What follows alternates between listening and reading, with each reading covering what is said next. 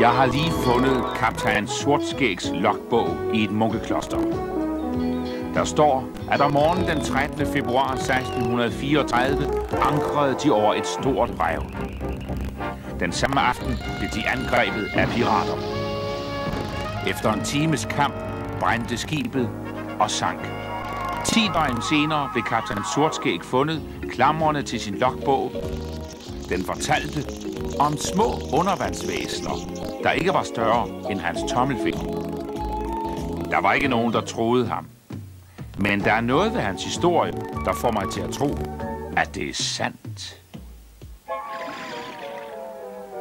Tag dyk og snorkel, ingen stor støj.